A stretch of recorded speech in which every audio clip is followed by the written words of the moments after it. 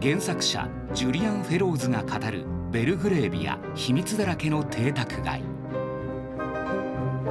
海外ドラマダウントンアビーシリーズの制作脚本を手掛け、自身も貴族であることで知られるジュリアン・フェローズ。ベルグレービア秘密だらけの邸宅街では原作を執筆しました。彼が描きたかった世界観、映像化にあたっての裏話など必見のインタビューをご覧ください。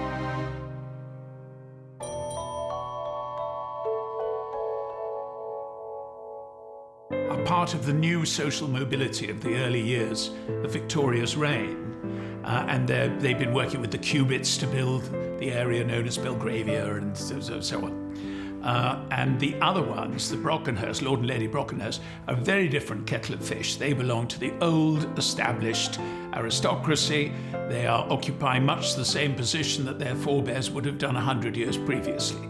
So you've got New London, New Britain, Imperial Britain, trading Britain, expanding Britain, alongside the old Whigs and Tories struggles of the 1750s.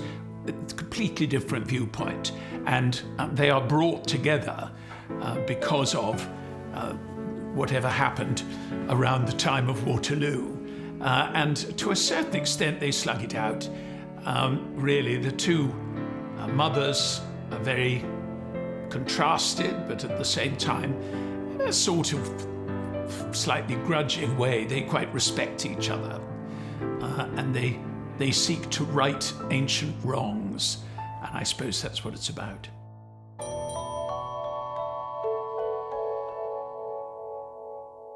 Belgravia is a narrative that has its roots before Belgravia, from the Regency from 1815, and then it is developed, but it is very much a central narrative with an element of mystery that is then solved. And we have our big revelation scene and all the rest of it, with a hero and a heroine and these traditional ingredients.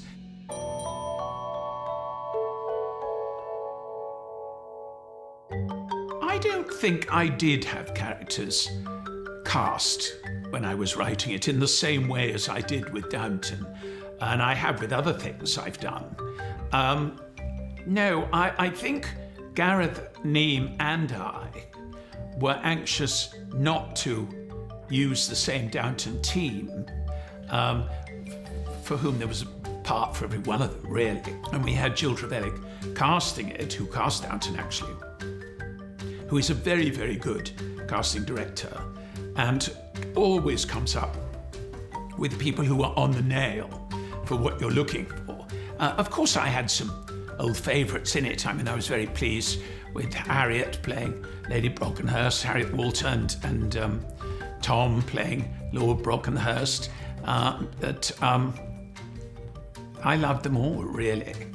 I love Philip Glenister as James Trenchard.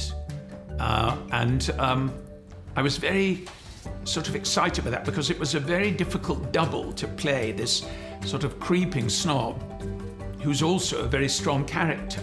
Also, I loved Tamsin Greig as Anne Trenchard. That was very thrilling, because we needed someone who was as strong as Harriet but completely different, and clearly from a different setup and all the rest of it. And I think she gets it absolutely dead straight down the line.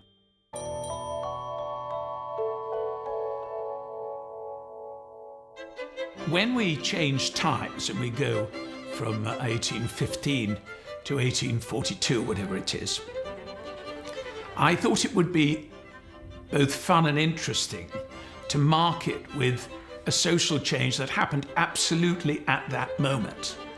And my research gave me the fact that the Duchess of Bedford of the day, a great lady who was a lady-in-waiting to Queen Victoria and so on, and she had come up with this invention of afternoon tea, because what had happened is dinner for the Georgians was at sort of 4 in the afternoon, sliding back to 5.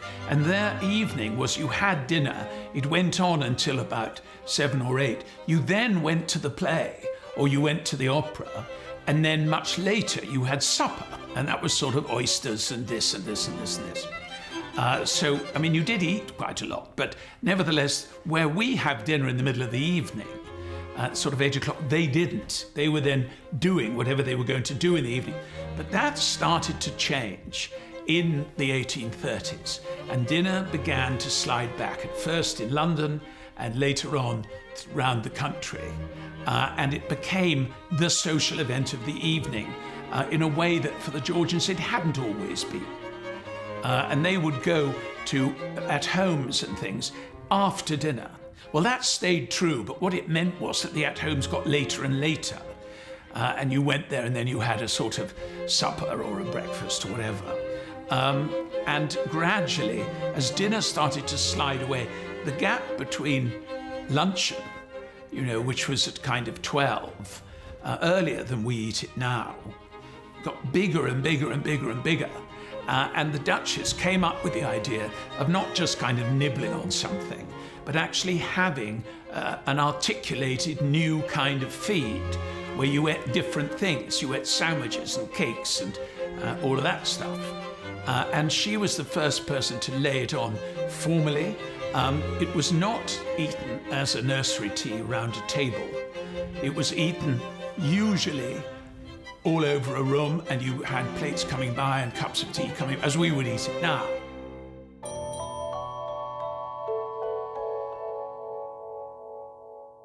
I don't think we did take much license with the costumes. I mean, the most difficult thing for the women was that this was a period when skirts had started to go out in the 1820s, and then they went out more and they went out more. And the way they were pushed out from a small waist, that was the element, was by adding more and more and more petticoats. What would happen at the end of the 1840s is some bright spark would invent the crinoline, and suddenly it was possible to hold the skirts right out with this invention of whalebone and linen, and for the legs underneath it to be completely free. So, of course, for women it was a godsend that they could have the fashionable shape, but not be dragging these 500 petticoats with them wherever they went. But the petticoats were at their worst in the 1840s, and I do think some of the actresses have found that quite difficult, because you are sort of wading through mud all the time. But nevertheless, the shape, the look of that era is very distinctive. It's the beginning of what would become the crinoline shape of the small waist and then the skirt going out like that. And I think that was quite trying for them, if I'm honest.